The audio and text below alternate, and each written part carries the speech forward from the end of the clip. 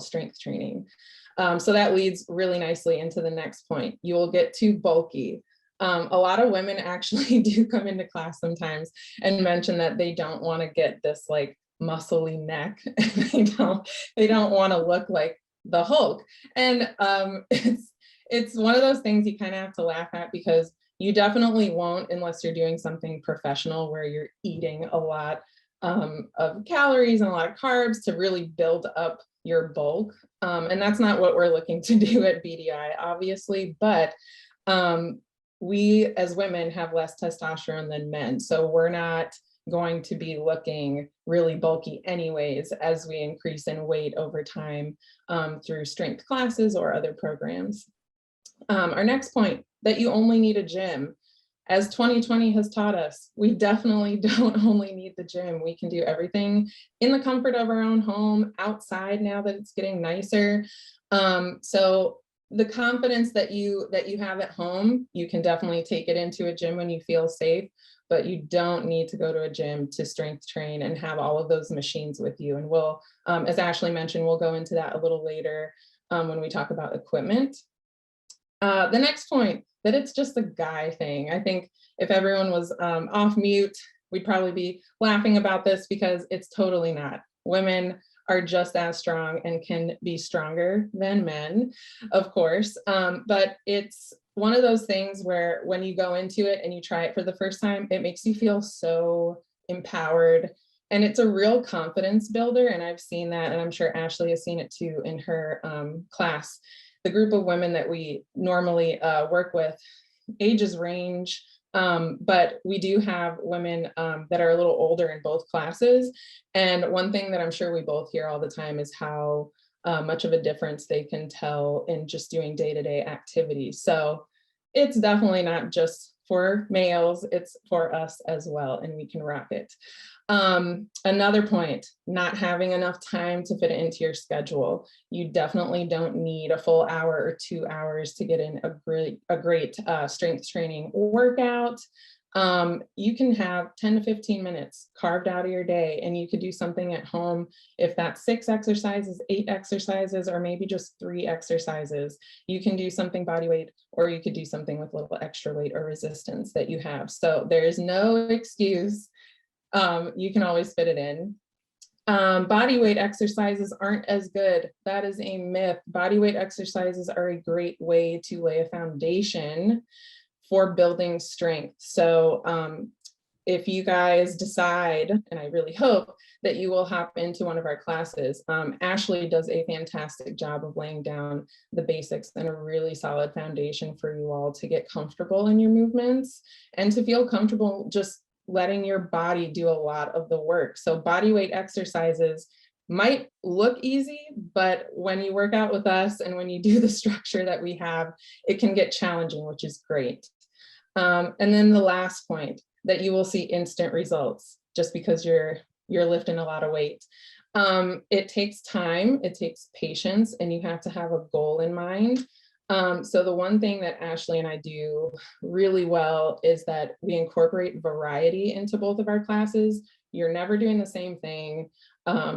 We always come up with different things. We have focuses for different classes. So if you feel like, there's only so much you can do with weights, and you're going to end up repeating it, and maybe a class would just get boring after a while. That's one thing that you definitely will not find in our classes or at BDI in general. We're always coming up with something more creative, something that will help you build off of the progress that you're already making. So be patient, because if you do the same, you'll stay the same. So those are those myths. Let me get to this slide. Sorry guys, my mouse is acting up. Here we go. All right, so this is me again, and then I'll pass it back to Ashley. So some of the benefits, again, this is probably something that you've heard. You will build stronger joints, stronger muscles. Stability is a big thing when it comes to weight training. You're working on moving weight in a more natural way, and that can increase your stability, help you with your balance. You can build and preserve your muscle mass. So as we age, and this is for everyone, we tend to lose muscle mass.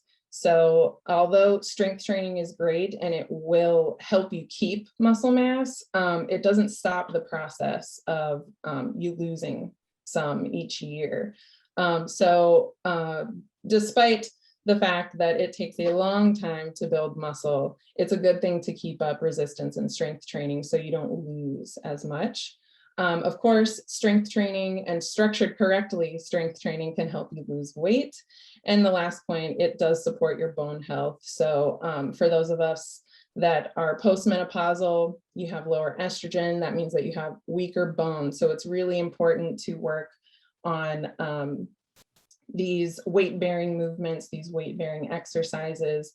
And you want to be doing this at least 2 to 3 times a week. You don't just want to incorporate strength training one time and then walk away from it. You want it to become a consistent part of your exercise routine and your natural movement. All right, next slide. And this is both of us. So I'll let Ashley take it away for her intro.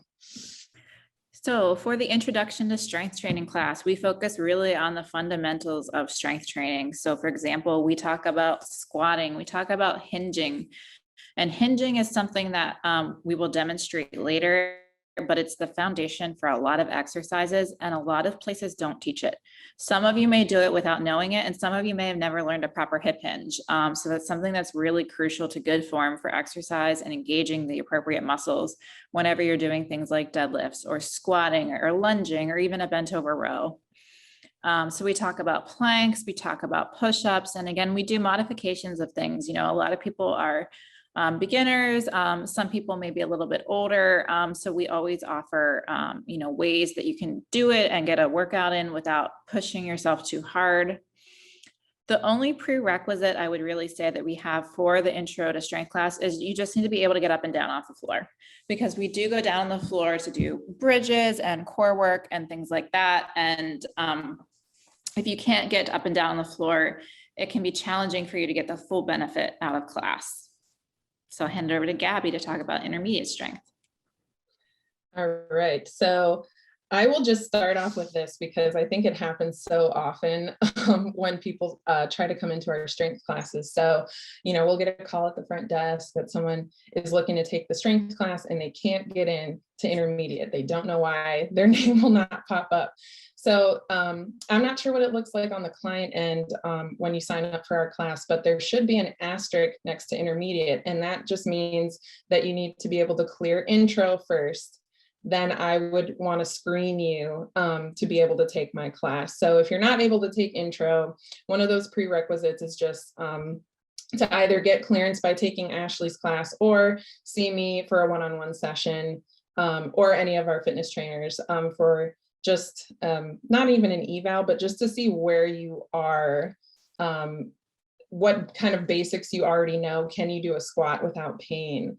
Can you get down on the floor like Ashley mentioned? So really I'm building off of what Ashley teaches you, and I'm actually getting you into different times, or not different times, different kinds of training. So compound and complex exercises. The compound is only working on one part of your body, one major muscle group. The complex is incorporating both. So not just working on the really large muscles, but you're working on the small muscles too. So a bad example here, which would only be to do isolation work, which you don't want to do. That would be like only working on leg curls, when you could actually do a complex exercise and do a squat. And that way you'd be working on your quads and your hamstrings. So you're not isolating just the hamstrings or just the quads and being weak in other areas. So I definitely work off of what Ashley does, and then I make it just a little bit more fun. So that's kind of, yes, we're both challenging, but we definitely we have a really good way of modifying for everything. So even if you feel like, okay, well, intro might be a little too easy, I know how to get up and get down and do a squat. Ashley has, you know, all different varieties of ways that you can do a squat, your hand positioning, your arm positioning, all of that stuff. So we make it easy for you to pick and choose and be comfortable in what you're going to do in class. And I'll pass it back to Ashley. So I just wanted to mention there's 6 strength training principles that are worth noting here. I'm not going to go into incredible detail for all of them, but I just wanted to mention them so that you're aware of them. So the first one is specificity of training. So only the muscles that you work are going to change. So like Gabby was mentioning with the isolation work, if you only do those leg curls and you're only working your hamstrings, then only your hamstrings are going to get stronger. So you want to make sure that you're training, doing a total body workout, focusing on the muscles that you really need to focus on during your training. Next is specific adaptations to impose demands.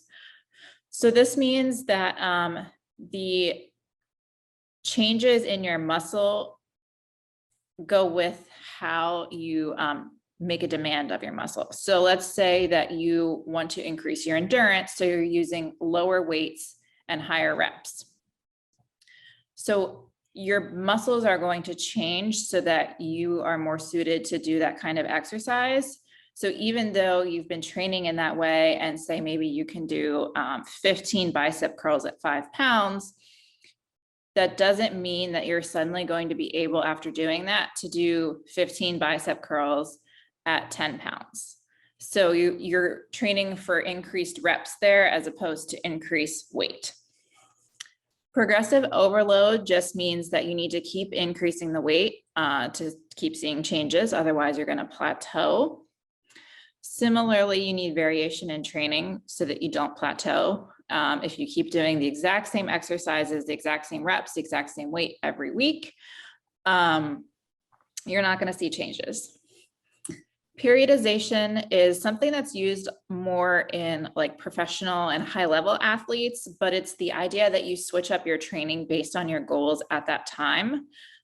So, if you're training for a big weightlifting competition, you may focus on your power lifts, but then in the off season, you may slow things down and focus on other goals where you're not lifting such heavy weights. The last one is prioritization of training, which is just, you can't work on all your goals at the same time necessarily. So back to the training for endurance versus strength, it's better to pick one and kind of focus on it and work on that. And then, maybe progress to another thing at a different time. So you need to think about what your goals are in your fitness and then tailor your training to match that.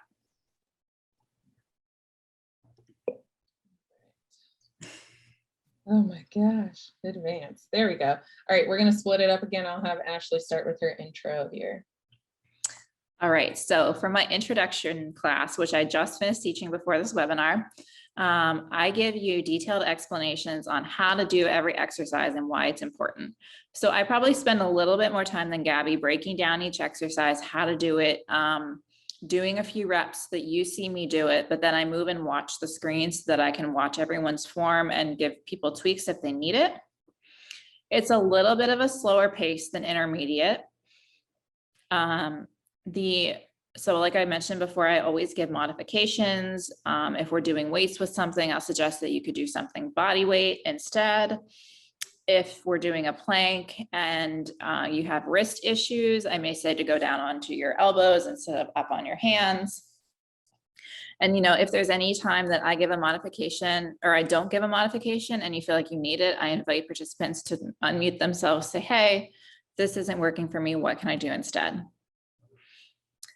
In general, my exercises focus on one part of the body at a time. That's not to say it's only focusing on one muscle, but I'm not combining like upper body and lower body moves as Gabby might for her intermediate class. So if we're doing a squat, we're probably not coming up and pressing as we come up. It's just the squat. We focus on the foundations, which is squatting, hinging. I would add lunging in there as well. Pushing and pulling. So pushing is like a push-up type exercise, an overhead press type exercise. Pulling is if you think about rows, so you're pulling weight towards you, a bicep curl, things like that. I would say that our core work is a little bit less challenging. It still gives your core a good workout, but we do a lot of the transverse abdominal work, which are the really deep core muscles that are important for good posture and stabilization. So we'll do like planks and dead bugs. So that's an exercise where you're on your back and you extend one leg and the opposite arm back down towards the mat at the same time, really making that core work to keep your low back from coming up. And I prefer to use timed intervals rather than reps. I do this because everyone works at their own pace, and I don't want anyone to feel pressured to speed up their reps to get 12 reps in, because this person's done, and then this other person feels like the class is waiting on them, so they may try and speed up and lose their form. I would rather have everyone do good form, work at their own pace, and the timed intervals seem to work really well for that. So Gabby, you can tell them about intermediate now.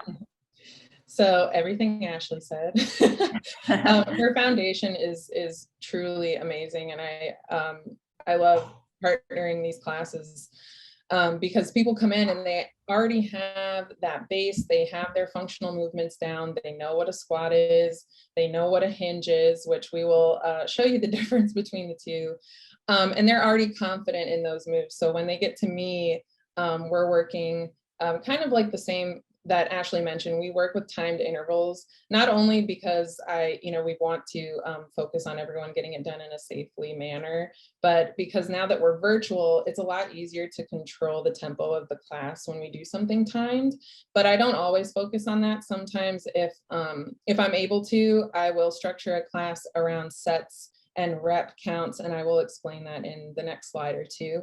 But that is basically when I will give you a layout of a few exercises. I'm going to tell you you're aiming to get 8 to 10 done in this time, and you're only going to 8 to 10 if you can. So if you're feeling really good about it with the weight that you chose, go to 10, challenge yourself.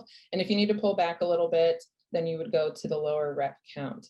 I do always, and I know Ashley does the same, we do a follow along kind of structured warm up and cool down where we've already got everyone on mute, we've greeted you guys, we've signed you into class, and then we'll walk you through a warm up. So you just watch us, you follow what we do, and then we'll give you some time to get some water and a towel so we can explain the layout of the class. And it's kind of the same for our cool down. Usually we're just walking you through some easy stretches or some light, easy movement to bring your heart rate back down and to just not keep that lactic acid buildup in your muscles. So you don't just go from doing a workout and then sit down and log off. Like I mentioned in the previous slide, I do focus on more complex movements. So what Ashley had mentioned about doing a squat and then coming up and doing a press, that is something that I would probably incorporate because I work with lower body and upper body in one exercise. So we're doing like combo moves rather than only focusing on just the lower half or just the upper half or just the core. I do incorporate, if everyone is comfortable, some high impact work, which would include jumping, like jump squats, jump lunges. So some things with more power and agility. I never forget to mention that modifications are always still offered. They're always still an option. And I want you to feel comfortable so you don't feel like you're going into a level that you didn't think that you can enter. You can definitely make modifications to all of these high impact exercises that we might do. And then of course, I do want you to challenge yourself when you come to my class, as Ashley would as well. If you feel like you can go up in weight and not just use, a household item or 2-pounders for the day, we definitely encourage you to go up if you can, but it is never a requirement. We want you to be safe. And again, especially because we're virtual and we can't see you in person, we would prefer that you stay on the safer side when it comes to the weights. All right, moving on back to Ashley. All right, so for the structure of an introductory class, this has changed since we've gone virtual. Whenever we were in person, I liked to do circuits where I would have 1 or 2 women at each station, and it would be timed and you would rotate through the station. So we might use the TRX, which are the suspension straps, the medicine ball, battle ropes, things like that, dumbbells, and we would go through each station and you would do the exercise. Since we've moved to home, we do a lot with body weight and bands and dumbbells because that's the equipment that pretty much everyone has at home. Of course, you can substitute water bottles or cans of soup if you don't have dumbbells at home, but most everyone has dumbbells around these days.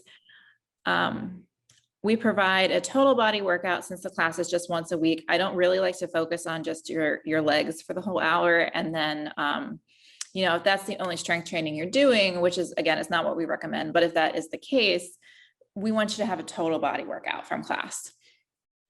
I mix it up each week. So sometimes I do timed circuits with several exercises that are repeated for 3 to 4 rounds. Sometimes I do supersets. So supersets are 2 exercises done back to back with no rest in between, or, you know, just as much time as it takes to switch your weights. You can do it with the same muscle group, which is more challenging. So that would be something like doing chest presses with push-ups back to back, because they both work your pecs. With different muscle groups, say we could do bicep curls and then something to work your triceps, since they're opposing muscle groups, and no rest in between. And sometimes I just do 2 rounds of a larger group of exercises. So we might do like a dozen exercises and we go through them all once, and then we go back to the beginning and start them all again.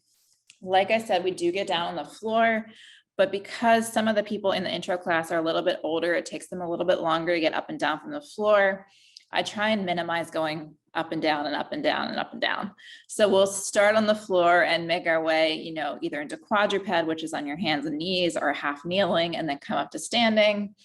Or, you know, we'll do a whole circuit down on the floor and then come up. I try not to make you get up and down too much. So I'll give it to Gabby to explain an intermediate class. All right, so we've kind of already covered that we definitely pride ourselves on changing it up each week. But since Ashley does have that 1 class a week on Fridays, it is important to get that total body workout.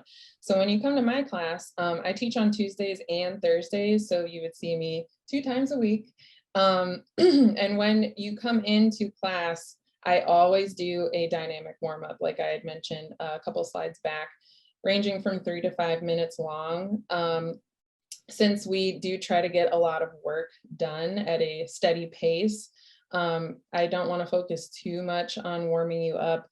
I do focus on just the major muscle groups. We go from top to bottom and do some dynamic stretching to just wake up your muscles if this is the first movement that you're getting into to start your day.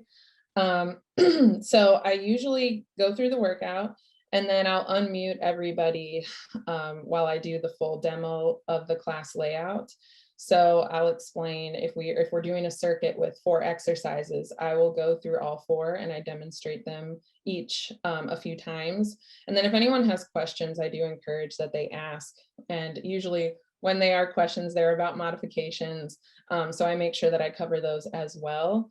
And if you feel like you just heard everything I said, but it just doesn't stay in your head, I usually sit down, I have you guys all on mute, but I'm watching your form. I will continue to just narrate throughout the exercises and the class what you need to do, the form that I'm looking for, little cues that you can use to just adjust while you're doing your workouts. So I think that it's very helpful to just continue to hear from your instructors, which Ashley and I both do really well. I do incorporate some cardio. Since you are seeing me twice a week, I like to throw everything in there that I can.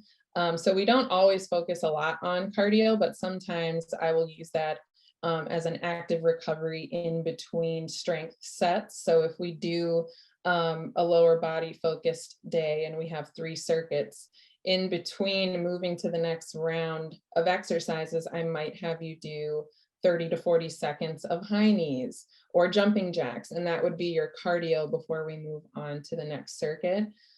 We both focus on the body weight and weight bearing exercises, of course, but it's really great to just mix those up so you can also work on your body awareness and just your comfort and your form, not using any weights at all. And then of course, when we do use our free weights, you can just continue to move in that more natural state with some gravitational pull with those weights.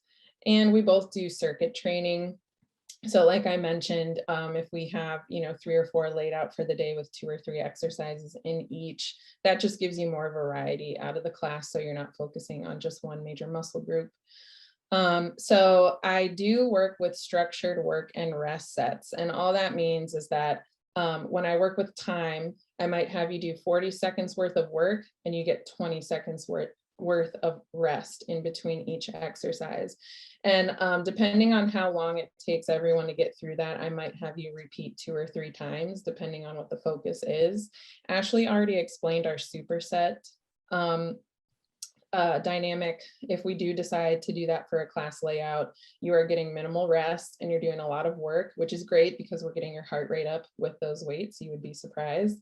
But we do always offer, rest at the end, grab your water, towel off if you need to. And then I just recently started bringing in cluster set focuses into my classes, which is just a fancier way of saying, you're doing minimal work to start, and then you're going to do a whole lot of work until you fatigue.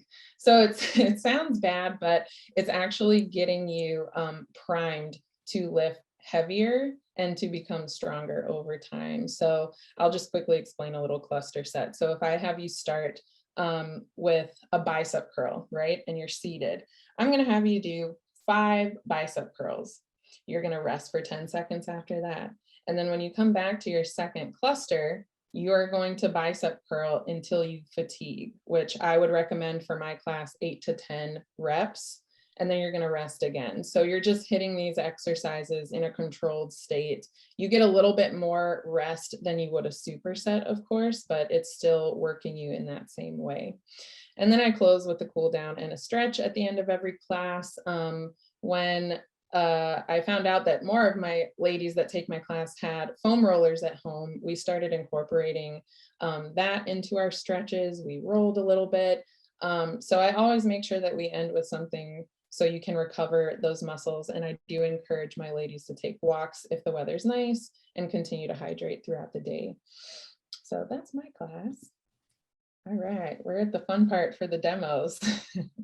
Yes. All right. So I think for this, I'm going to run through the exercises and I'm going to have Gabby just demonstrate 2 for time's sake. So I think I neglected to mention this, but of course we start with a dynamic warm up as well. And I generally lead it and do it with you. So this is an example of 2 circuits we might use. So we would do, an alternating lunge with a dumbbell pass through. So you would step down into a lunge and pass a dumbbell between your legs. We would come up and do a bent over chest fly. And that's where you take the weights sort of out to your sides like this, working your pecs. It sort of isolates your pecs a little bit. We would do a hip hinge and a plank, and I'm going to have Gabby demonstrate those 2 exercises in a second. For the second circuit, we might do a bent over row to a tricep kickback. So, with your row, you're working your back. So you're pulling those weights in and then doing a tricep kickback in the same hinged position. Then we would do a goblet squat, which is a weighted squat, holding the weight at your chest. Something called an Arnold press, which is where you start with the weights facing your face and you twist them away from you and press up overhead. So that works your biceps and your shoulders. And then we might finish that circuit with bicycle crunches. So you're down on your back on the mat and you're crossing one elbow over towards the opposite knee, switching sides with your shoulders up off the mat. So this is just one example of class. This is one that I actually taught. I save all my lesson plans and I just pulled it off. So this is a real example of class. So if Gwen, you can make it so that Gabby is the main screen, I'm going to talk her through a hip hinge and a plank so that everyone can see 2 really fundamental exercises that we work on. Do you want me to use any weights with the hip hinge, Ashley? No, so we're going to do just body weight with these, and I'll explain, especially with the hip hinge, how we can make it more difficult. Okay. Oh, Gabby, you might have to stop sharing your screen. Oh, yeah. So I can stop sharing. Okay. I can stop your sharing. Yeah. Okay. Can you make Gabby the focus? Yeah. That'd be great. Okay. I'm going to pull myself up. All right. I hope you guys can see me. I know lighting is just so difficult these days on Zoom. I'm trying to get it right so you can actually see me. This might be the best. This might be the best angle, but I'm going to angle it down so you guys can see my lower body because that's the most important right now for the hinge. All right. So Gabby, what I want you to do is I want you to stand with your feet about hip width apart. You can put your hands on your hips, and what you're going to do is you're going to keep your knees soft. You're going to bend forward, keep your back flat, push your butt back just until about there. Good. You should feel your hamstrings and glutes working here. And then you're going to drive through your heels, push your hips forward, and come up to standing. And when you come up to standing, I want you to make sure that your hips only go underneath your shoulder and you're not leaning backwards. So go ahead and just do a couple more of those so that everyone can see. So this is the all-important hip hinge. You do it in lots of exercises. Even in that circuit I mentioned, we do exercises from the hinged over position. You can do some arm work from there, rows, tricep kickbacks, chest flies. If you want to make it more challenging, you can add a band above your knees so that you're pressing out into that band the whole time you're doing those hinges. And this is also the foundational move for the deadlift. So if you were holding weights or a kettlebell in your hands, just like Gabby's showing here. Yep. So then this, you could build off just the basic hinge into a deadlift. Great. Do one more of those. Oh, that's fine. No, I can do it, guys. This is my first few movements of exercise for the day. This is totally fine. They look great. So that's exactly like something we would do in class. Next, I'm going to have you get down on the floor. I'm bringing you guys with me. This is a better angle. All right. All right. So what you're going to do is you're going to start sort of on your hands and knees, and you're going to step your feet back so your legs are out straight. Toes are on the ground. I want you to keep your wrists and shoulders in a line. Good. So think about from this position, drawing your belly button to your spine to engage your core. Squeeze your glutes. So one problem I see here with a lot of women is, Gabby, if you can show with the butt sticking up, so kind of piked up. Yes. So a lot of women try and plank like this. So see how her shoulders are no longer over her wrists. So if she simply shifts forward to bring those shoulders over her wrists and brings her butt down, that is the proper plank position. You should be sort of stiff like a board here, keeping your core engaged, your glutes engaged, your shoulders and chest are working. So everything is really turned on in this exercise. This is a really great core exercise and overall total body exercise. All right, great job. And of course, there are a million ways you can modify a plank. You can do shoulder taps. You can tap your toes out to the side. You can do rows with it. There's endless possibilities for how to make a plank more challenging and interesting after you get that basic move down first. All right, so I think now Gabby is going to talk through her class and then have me go through some movements for her. Yes. Let me get situated again. I was holding that plank a little longer than I thought. Oh man. It is hard, guys. I'm telling you, the fundamentals really humble you. I'm serious. Once you get form correct, it becomes a great, great, great workout. All right, I have to share my screen again. So sorry that this is just taking me a little while. Get this transition. Okay, Zoom, where are you? There we go. Okay. Nope. Right there. Okay, we're back. All right, so on to my class. Like I mentioned, dynamic warm-up, usually I'll get you started with about 5 or 6 movements, and we keep it really short with the rep count, or if I want to just move us through in a uniform fashion, I will do 30 seconds of each movement. Something like a modified jumping jack where you're just going to step, tap, and reach on each side, maybe bringing hands up high, bringing it down onto a knee, doing high knees. Stuff like that is what I usually focus on in the warm-up. And then, of course, oh, start my video. Thanks, Gwen. Sorry, I didn't even know that I was gone. Sorry, guys. My first circuit that I'm going to share with you guys, and I'm only going to take one exercise from this one, but I'll explain what my focus would be.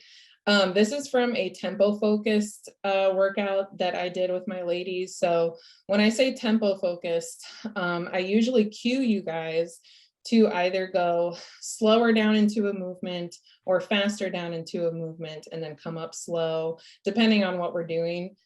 So I'm going to have Ashley demo a tempo squat and a tempo deadlift in a minute. And then another circuit that I have listed is a power focus circuit, which I think is really, really important. Just a little bit of personal background on me. I ran track all throughout high school, and I was a sprinter, and plyometric, which is just agility and power and speed. All of those kind of workouts just excite me, and I love to bring them into my class. So doing things like a squat to a twist press, where you go down into a really powerful squat, you come up with a lot of force and power, and you go into a press overhead. So you're getting a lot of rotation, your core is getting worked, all while you're working your upper body and your lower body in just one exercise, which I love. I'm going to have Ashley do a Renegade Row for us today, which you probably didn't know, but she's a strong mama. And sometimes, like I mentioned, high impact exercises can be powerful. So a jump lunge, which is not always friendly on the joints, which is why I offer modifications. Sometimes I'll incorporate these into workouts, again, to get your heart rate up and for you to just focus on your body weight. So usually when I have you do a power move like a jump lunge, you are not using weights. We're not going to complicate it. I do not want anybody to get injured. So we just work with our own weights. And skater hops, that's another one that I'm going to have Ashley demo for us. And I will just talk through some modifications as well for all of these that we'll show. And then of course, I finish with a cool down. That's usually some kind of dynamic, which means that we're still doing light movement to just bring the heart rate down. Or sometimes I will focus on static stretches, which just means you're staying in one place. We're focusing on one muscle at a time and just bringing ourselves down. All right, Ashley's ready. I'm going to talk her through a tempo squat. So I'm going to have her bring, whoa, what happened? The host says stop sharing. Oh, thanks, Gwen. Yep, see, I was not ready. So I'm going to have Ashley bring her dumbbells over her shoulders. So when I cue my ladies for this, sometimes elbows start to web out. You want to bring those elbows in close so they're pointing forward from here. I cue you to get into a proper squat position. So you're going to take your toes out just a little bit out to the side if you would like to. So now I'm going to tell Ashley what the tempo is. I'm going to have her count in her head, 3, 2, 1. That's how long it's going to take her to go down into her squat. So Ashley, go ahead and start going into your squat. I'm going to count you down, 3, 2, and 1. Power yourself up. All right, that's our tempo squat. I'll have you do a couple more reps, Ash. So here, the important thing is that she's getting that hinge that we showed you before. She's also getting her quads and her glutes engaged. Can you do one? Yes. See, we read each other's minds, a side view. So you can already see at the top of this move, she's doing her hip hinge. As she powers up out of that 90-degree bend, her quads and her glutes are right in. So the weights didn't go anywhere. You're loading your lower body. So that's our first one. Next, I'm going to have her do a tempo deadlift. So we talked about the hinge. I showed you the weighted deadlift. I'll have Ashley turn to a side so we can see the side view. This is going to be the most important view for you guys. So again, with that tempo, it's a 3, 2, 1 count down into her deadlift. So she's going to hinge. And she's keeping those weights close by and she's powering right back up. So here we're working on the glutes, the side of your glutes and your hamstrings. So she's getting probably a big stretch behind her legs. She's powering away the floor in her heels to come back up. Thank you so much, Ash. That's beautiful. So those already you can see, we use the fundamentals. We just add a little bit more into it. Your focus changes and you're not just doing your squat without thinking of anything else. All right, so I'm going to have her move into our 2 power focus exercises really quick. So we're going to do a Renegade Row. With this one, you can use weight for modification. I would tell someone if they don't feel comfortable using it or if their wrists wouldn't like the feeling of this, then they don't have to use any. So using that basic plank position that Ashley talked us through, she's going to get into her plank. She's holding on to those weights. You want to stay stacked over your wrists. And I usually cue my ladies that they can open up their feet a little bit more if they want to limit their hips from shifting around. All right, so Ash is ready to go. So we're making this a power focus. She's gonna row one arm back and bring it right back down. So notice how powerful she is bringing that weight up. She's taking her elbows straight up to the ceiling. So we're working on those triceps and her upper back and shoulders. Of course, core and lower body and all that stability here. I am noticing that my video is not on. All right, Ash, go ahead and come down on knees. That was beautiful. A modification, I would also tell someone if they don't feel comfortable working with that load and pulling that in a plank position, they can go down onto their knees and they can do that just the same, just like what Ashley was doing. Okay, final power exercise. It's going to be a skater hop. I love this stuff. This is like my bread and butter. I love this. So Ashley is going to start on one side. You're going to see her move. It's very beautiful. So she's going to do a powerful hop over to one side. That trail leg, you see, she lifts it and she crosses it behind her. If you really feel good about this move, you don't have to set that back foot down. All right, so you're shifting your weight, you're shifting your force, and it's very powerful, explosive move from one side to the other. Ash, perfect. I'm going to have her do a modified variation of that. So she would start the same way that I had her do that. This is a curtsy lunge if we want to, give it a really pretty name. She's stepping to the side, crossing back, and she's got that solid foundation behind her while she puts that back foot down. So in both exercises, you're getting work in your glutes and your quads. When you add in the jump, it becomes total body as well. Thank you. That is beautiful. Sometimes I have ladies work with weight with these, but like I mentioned, if it's a jump that's involved, usually you're not working with anything extra. But if you do drop it down to a modification like that curtsy lunge, I might encourage you to grab onto some weights, and they don't have to be heavy. If you want to just, weigh yourself down a little bit more and work yourself up into a challenge from there. I'm going to go back to sharing my screen. Let's see, PowerPoint. There we go. All right, so that's my class. I know we've made it to the end here, and I can't wait to see everyone's face and maybe answer some questions. I'll let Ashley take it away for her intro, just to explain what she's got going on. Yeah, so come join us Fridays at 11 a.m. We're virtual for now. And your first class is always free. So I'd love to see you. And Gabby can tell you when the intermediate is. Yeah, so my intermediate level class, Tuesdays and Thursdays at 9 a.m. Like Ashley mentioned, we are virtual. We're having a lot of fun though. And honestly, we have done just a great job transitioning into this new virtual environment. But when we are back in person, one day, you guys will be blown away by the setup that we have at the gym. It's beautiful. We have all kinds of equipment. But until then, we're going to get you strong at home. And like she said, your first class is free. So feel comfortable coming into intro. And then if you feel like you can work your way up to intermediate, I will be there. So yeah, I think the last one is just question. Yep. Gabby and Ashley, we do have a couple of questions. I know we only have a few minutes left, so we'll try and do as many of these as we can.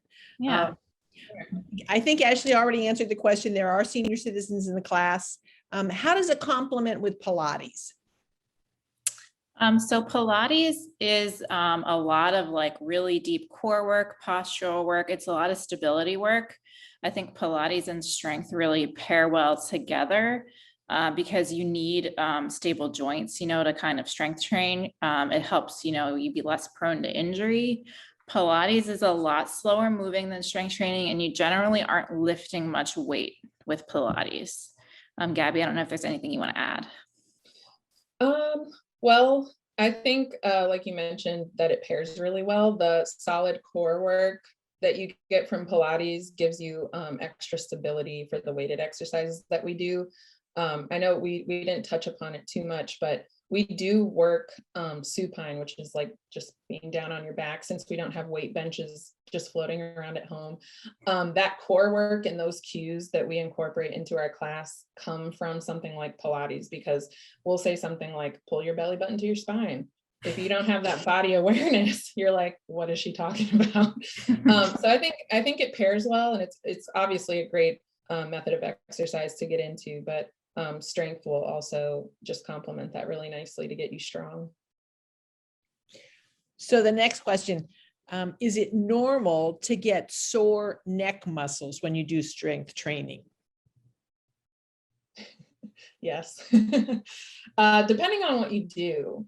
So what would not be normal is if you were doing like a bicep curl or a hammer curl or something where you're supposed to relax these muscles, and instead you're getting really, really tight and you're holding all this stress here. That might make you use your neck muscles, which you don't want to do. And usually we're cueing you on how to relax that, how to come out of a position a little bit more so you're not going into your neck.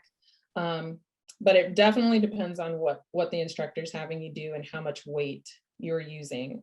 Sometimes you feel like you have to keep up with everyone else, even though we're virtual, we're totally encouraging you to do what's comfortable, but sometimes you go for something that's a little bit out of your range, and that could also get into your muscles and make you a little sore. Yeah. If you have anything else, Ash. What about missing a class? So because the classes are offered during the week, what if you take a class and then something comes up at work and you have to miss the next 2 weeks? Is that a problem? No, I would say, we encourage you to drop in as much as you can. We do encourage you to do other things when you're at home, take other classes at BDI if you're able to complement, maybe do some exercises that you remember from class at home in your off days. So you're not just, strength training once a month, because that might not be the best thing for you. But if that's all you can get in, we meet you where you're at, we give you modifications. Obviously, if you haven't done anything for a month, you might want to take the modification and just do body weight squats instead of throwing on your 10-pound weights in each hand, little modifications like that. Yeah, absolutely. And a couple of things, it's really been a blessing to use Zoom like this, because when you do travel or you feel like you don't have enough time, you can always hop in wherever you're at. So if you feel like you're going to miss one, but you can hop in for another, this is just so easily accessible to everybody. So that's a big help. But if you're someone that's taking intermediate and you miss a class or two and you just feel like you need to catch up and maybe start from scratch or just start easy, taking Ashley's class and just easing your way back into it, doing that muscle memory and just, okay, I have my foundation, I'll get back into intermediate next week. That's a really great way to do things. And like Ashley said, we have wonderful, wonderful classes at BDI. We have dance, we have HIIT training that Ashley actually teaches. We have recovery classes like stretch and roll. I have strength on the brain. But we encourage you to do everything that you can on your own to remain active, even though it might not be lifting weights. As long as you're doing something, that's the best. Yeah. And intro classes right now, there's just the one intro class on Friday mornings. There's no others, Ashley? Right now, there's only one. A few people in my class have expressed interest in getting a second day. I think that we need to bring more people into the class to warrant that. So if we get lots of people from this webinar into the class, then we would certainly, take into consideration adding a second day. But right now we only have that Friday at 11 a.m. But that's not to say that I'm not, I would be totally willing to teach a second class if we start to get a lot of people in. And fees, drop in and then monthly fee. Oh, right. Sorry. So unlimited at BDI is $150 a month. And that's any number of classes you want to take a week. If you take one every day, it's still a flat $150 a month. I believe you have to take about 2 to 3 a week for it to even out to being more beneficial than just paying per class. Per class, it's $15 a session, and you can register online, and you can call us at the front desk if you have any questions. They can help get you registered, and you get a Zoom link upon registration so that you can log into the class. You guys, this was great. We cannot say thank you enough. Love the demonstrations too. That was really, really helpful. So I know the two of you have to race off. If anybody has any other questions, you can go ahead and shoot them through the Q&A and I'll get them, make sure that Ashley and Gabby get them. Otherwise, thanks again for joining us, and hopefully we'll see you here at BDI at some point. Thanks for coming, everyone.